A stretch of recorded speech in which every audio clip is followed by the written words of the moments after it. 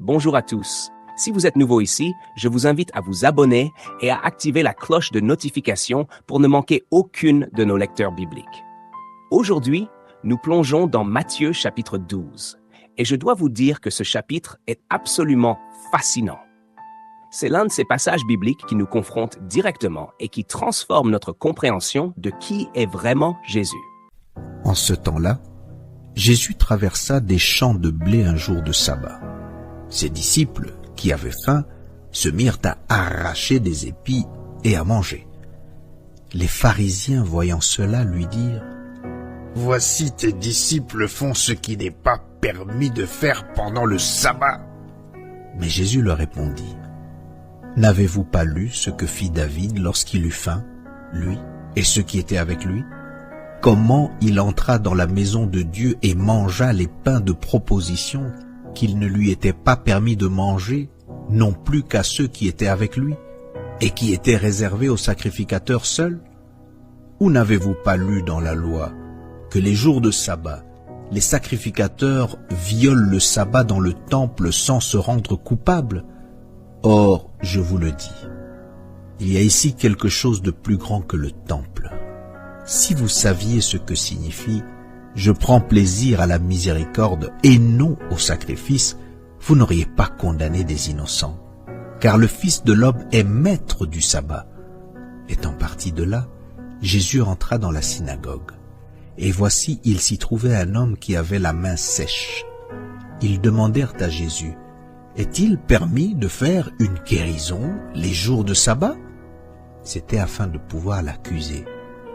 Il leur répondit : « Lequel d'entre vous, s'il n'a qu'une brebis, et qu'elle tombe dans une fosse le jour du sabbat, ne la saisira pour l'en retirer ?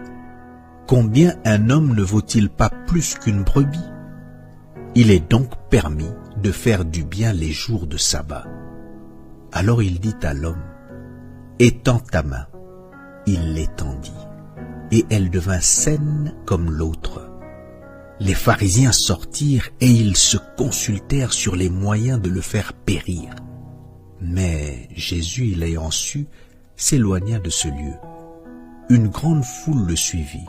Il guérit tous les malades et il leur recommanda sévèrement de ne pas le faire connaître, afin que s'accomplisse ce qui avait été annoncé par Ésaïe, le prophète : « Voici mon serviteur que j'ai choisi, mon bien-aimé en qui mon âme a pris plaisir.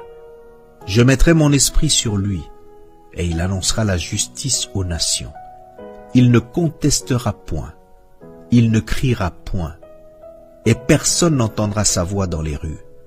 Il ne brisera point le roseau cassé, et il n'éteindra point le lumignon qui fume, jusqu'à ce qu'il ait fait triompher la justice.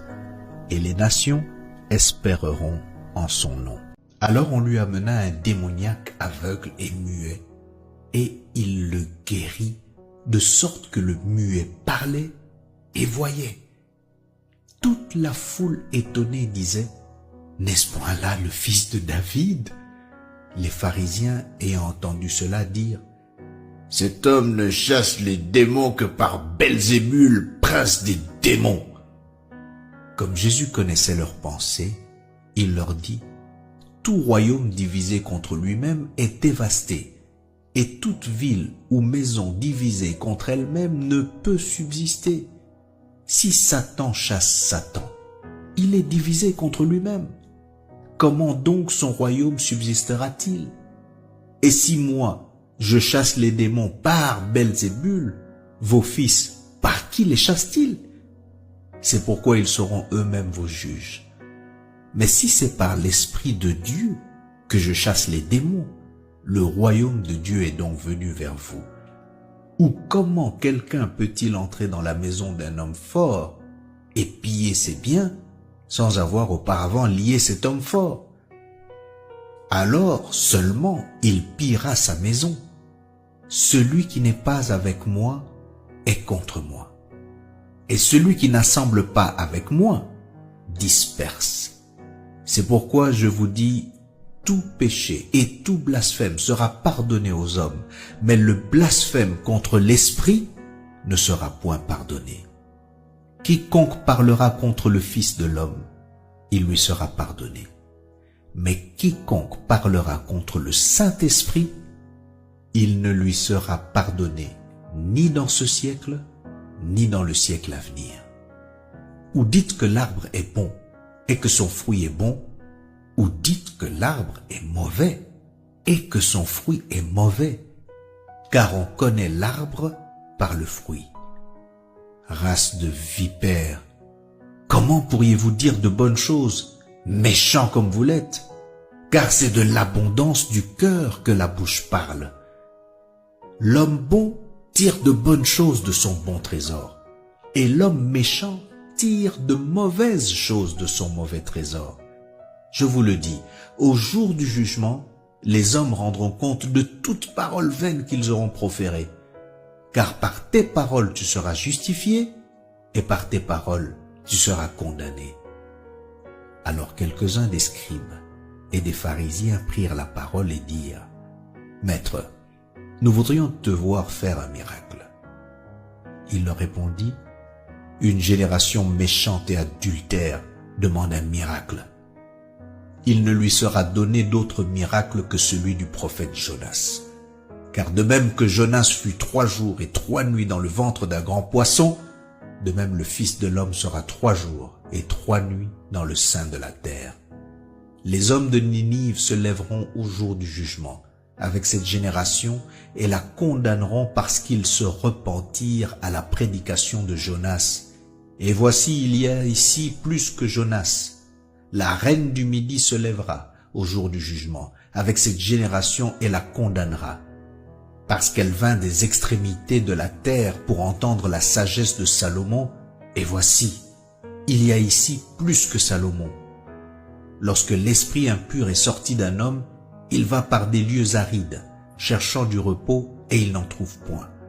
Alors il dit, « Je retournerai dans ma maison d'où je suis sorti, et quand il arrive, il la trouve vide, balayée et ornée. » Il s'en va, et il prend avec lui 7 autres esprits plus méchants que lui. Ils entrent dans la maison, s'y établissent, et la dernière condition de cet homme est pire que la première. Il en sera de même pour cette génération méchante. Comme Jésus s'adressait encore à la foule, voici sa mère et ses frères qui étaient dehors cherchèrent à lui parler. Quelqu'un lui dit, « Voici ta mère et tes frères sont dehors, et ils cherchent à te parler. » Mais Jésus répondit à celui qui le lui disait, « Qui est ma mère? Et qui sont mes frères? » Puis, étendant la main sur ses disciples, il dit, « Voici ma mère et mes frères.